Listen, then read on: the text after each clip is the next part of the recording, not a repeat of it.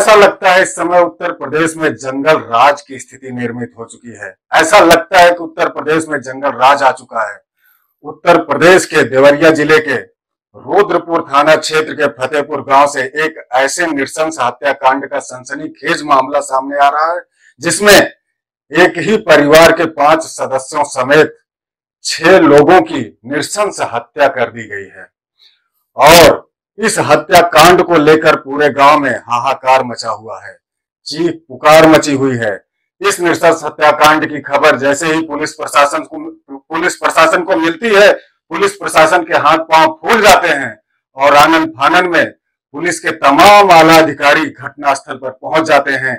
और इन आला अधिकारियों में गोरखपुर कमिश्नर अनिल ढींगरा एवं आईजी के रविंद्र गौड़, पुलिस अधीक्षक संकल्प शर्मा, जिला अधिकारी अखंड प्रताप सिंह समेत तमाम आला अधिकारी तुरंत घटनास्थल पर पहुंच जाते हैं। मामले की संवेदनशीलता को देखते हुए, गांव में भारी तनाव की स्थिति को देखते हुए पूरे गांव में पीएससी के साथ साथ पुलिस बल की भारी तैनाती की गई है। पूरे गांव को छावनी में बदल दिया गया है। गांव के भीतर, गांव के बाहर भारी संख्या में पुलिस बल को तैनात किया गया है। इस नृशंस हत्याकांड की खबर पाकर आसपास के गांव के हजारों लोग इकट्ठा हो जाते हैं। इतना बेरहम हत्याकांड जो है उभर कर निकल कर सामने आ रहा है फतेहपुर गांव से, जिसके बारे में सुनकर लोगों की रूह कांप गई है। पूरा उत्तर प्रदेश इस घटना को जानने के बाद सदमे में है। दोस्तों, जानकारी के मुताबिक इस हत्याकांड की मुख्य वजह एक पुराना जमीनी विवाद बताया जा रहा है। फतेहपुर गांव के प्रेमचंद यादव ने सत्य प्रकाश दुबे के भाई साधु दुबे से उनकी 10 बीघा जमीन खरीदी थी।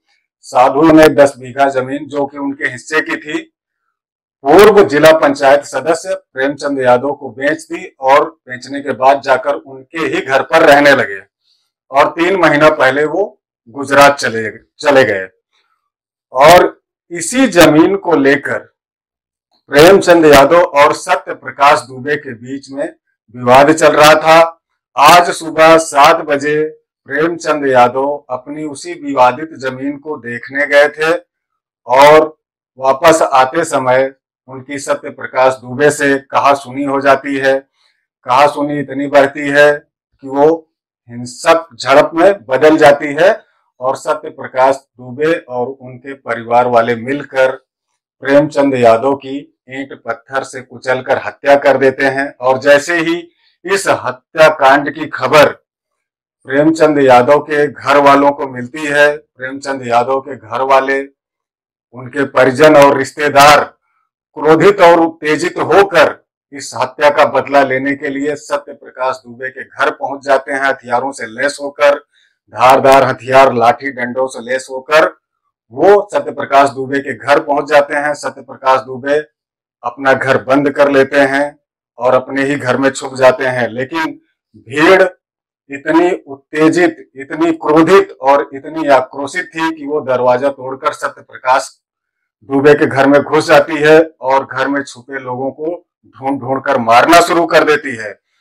और इस सारे हत्याकांड में सत्य प्रकाश दुबे, उनकी पत्नी किरण दुबे, उनकी 18 वर्षीय पुत्री सलोनी एवं 10 वर्षीय पुत्री नंदिनी के साथ साथ उनका 15 वर्षीय बेटा गांधी दुबे भी कत्ल कर दिया जाता है भीड़ के द्वारा। और उनके एक 8 वर्षीय बेटे अनमोल दुबे को भीड़ मुर्दा समझकर छोड़कर चले जाती है, जिसे अस्पताल में भर्ती कराया जाता है। और जब उसकी हालत गंभीर बनी रहती है, उसमें सुधार नहीं होता, उसकी गंभीर हालत को देखते हुए उसको मेडिकल कॉलेज रिफर कर दिया जाता है, जहां पर अभी भी उसकी हालत गंभीर बनी हुई है। दोस्तों, ये एक ऐसा नृशंस हत्याकांड है जिसने पूरे उत्तर प्रदेश को हिलाकर रख दिया है। ऐसा लगता है कि उत्तर प्रदेश में कानून व्यवस्था पूरी तरह से ध्वस्त हो चुकी है। इससे पहले आप लोगों ने देखा होगा कि किस तरह से हाल ही में लगातार ऐसे मामले उभर कर सामने आए जिसमें आरोपी कोई अपराधी ना होकर, कोई आम व्यक्ति ना होकर आरोपों के दायरे में उत्तर प्रदेश पुलिस के पुलिसकर्मी ही खड़े थे। आप लोगों ने कई ऐसी घटनाएं देखी जिसमें अपराध के मामले में आरोपी उत्तर प्रदेश पुलिस के पुलिसकर्मी ही थे। और अब आप लोग देख पा रहे हैं कि किस प्रकार से जो है यह नृशंस हत्याकांड हुआ है, जो उत्तर प्रदेश की सरकार के साथ साथ वहां की कानून व्यवस्था पर भी सवाल खड़े कर रहा है। और इस नृशंस हत्याकांड को लेकर आप लोग क्या सोचते हैं, कमेंट बॉक्स में अपनी राय जरूर दें। आज के वीडियो में इतना ही, मिलते हैं नेक्स्ट वीडियो में, तब तक आप लोग स्वस्थ रहें, मस्त रहें।